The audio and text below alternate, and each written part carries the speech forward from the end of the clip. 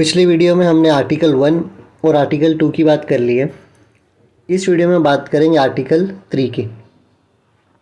Article 2 को अगर हम याद करें तो आर्टिकल 2 में था कि अगर इंडिया के बाहर की कोई जगह है वो इंडिया अपने देश के अंदर ले सकती है, लेकिन इंडिया में कौन स्पेसिफिकली बोले तो पार्लियामेंट। कौन?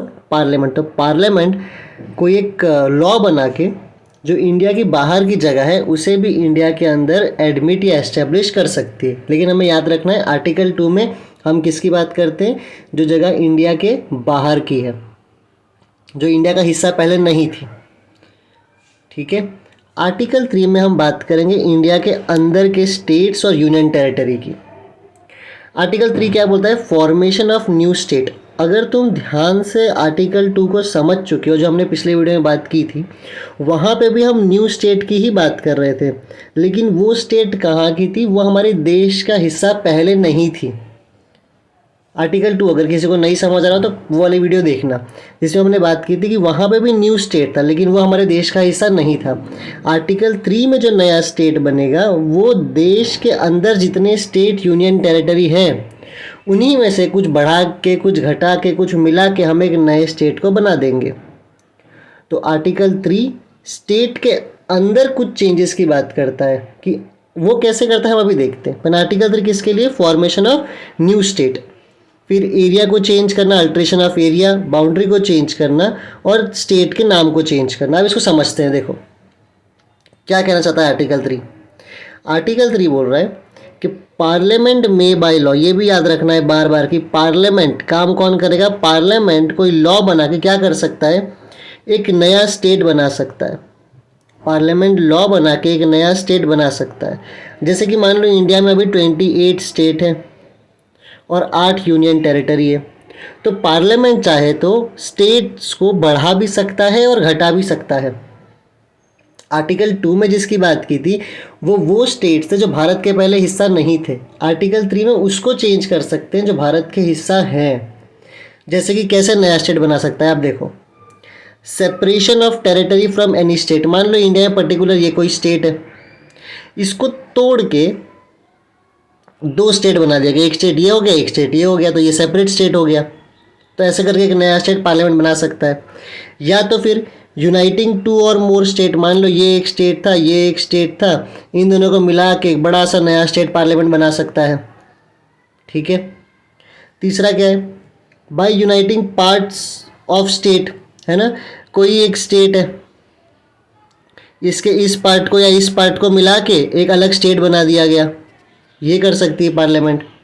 या फिर by uniting any territory to a part of any state. तो मान लो ये एक पूरा स्टेट है, तो by adding any territory to a part of any state, तो ये एक पूरा स्टेट है, ये एक बाजू की ज़मीन है, इसको इसमें ऐड कर दिया क्या कि भैया आज से ये भी क्या हो गया? इसी स्टेट का हिस्सा हो गया। तो पार्लियामेंट क्या कर सकती है? एक नया स्टेट बना सकती है।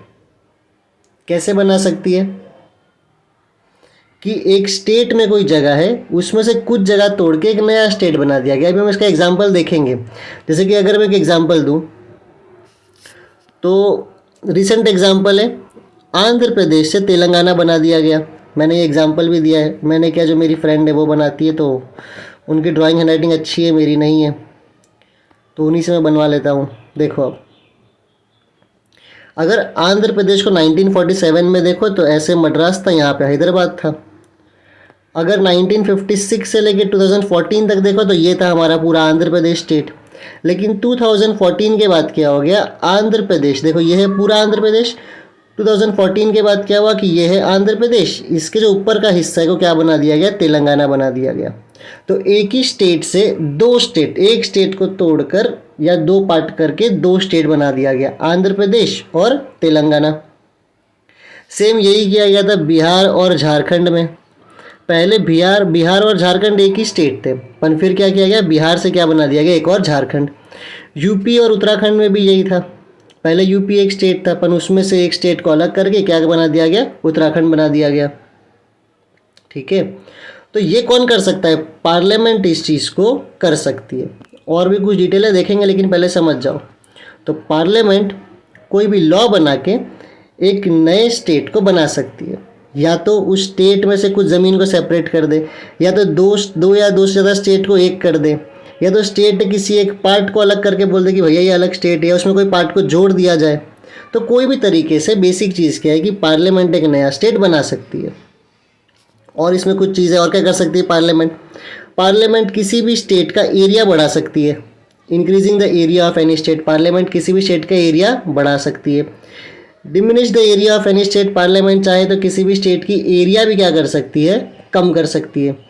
पार्लियामेंट चाहे तो किसी भी स्टेट का बाउंड्री भी अल्टर कर सकती है। अल्टर का मतलब देखो, मान लो ये एक स्टेट है और ये एक दूसरा स्टेट है, तो पार्लियामेंट क्या कर सकती है भैया कि ये स्टेट का इस हिस्से पे भी अब अधिकार होगा और ये वाले स्टेट का इस हिस्से पे अधिकार होगा। तो अल्टर कर दिया, कुछ ज़मीन यहाँ वाले का यहाँ वाले को दे दिया और यहाँ वाले का यहाँ को दे दिया।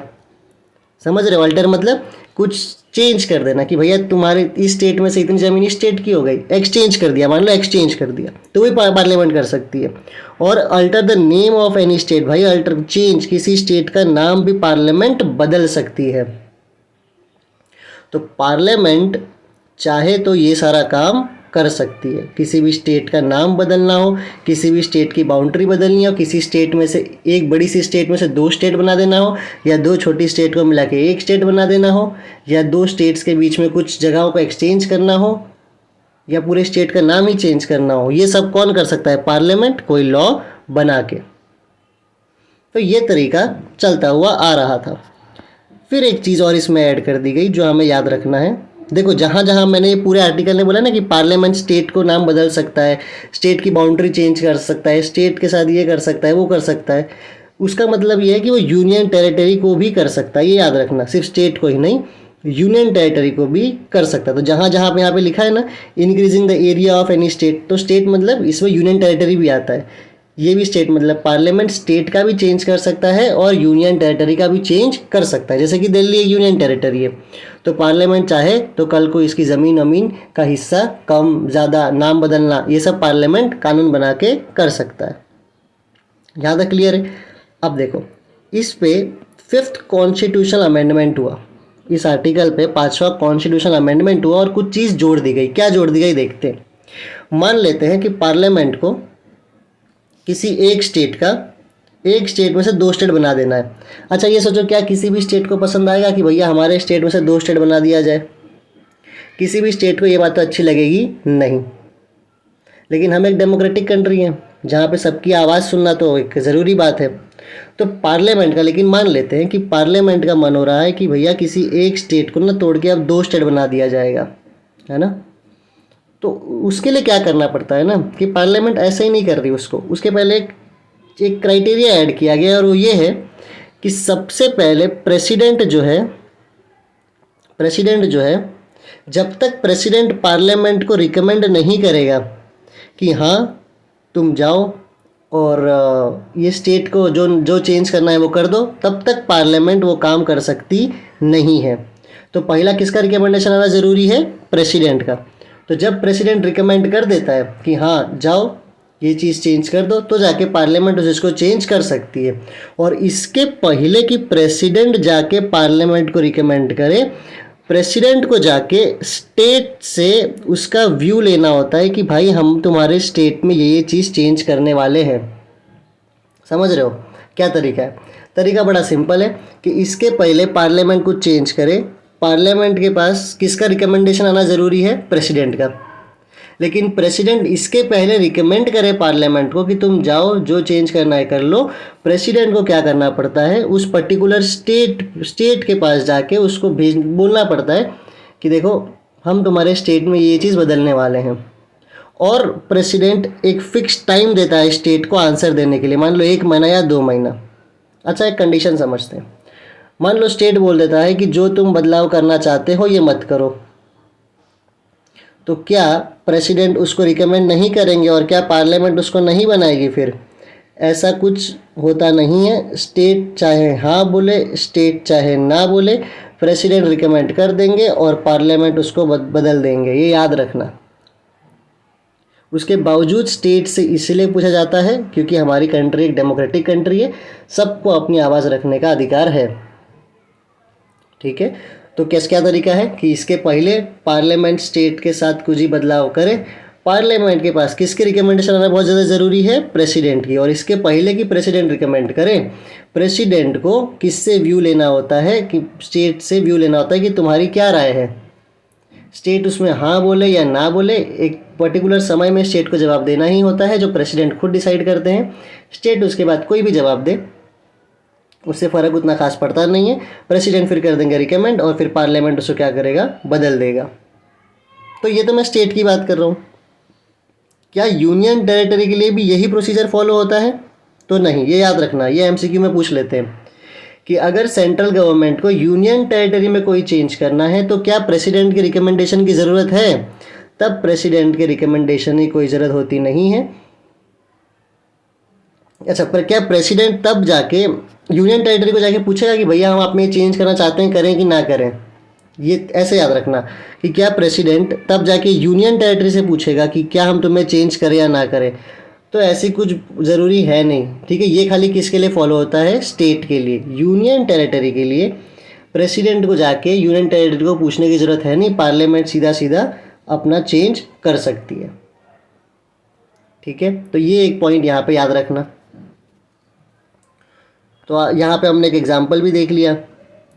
देखो इस एग्जाम्पल में एक और चीज़ याद रखना, प्रेसिडेंट ने पहले ना आंध्र प्रदेश को राय मांगी थी, पूछा था कि क्या हम आपके स्टेट को ऐसे अलग कर दें, एक तेलंगाना और एक आंध्र प्रदेश। तो आंध्र प्रदेश स्टेट ने मना किया था, लेकिन उसके बावजूद तुम देख सकते हो कि 2 अलग अलग स्टेट्स बन चुके हैं।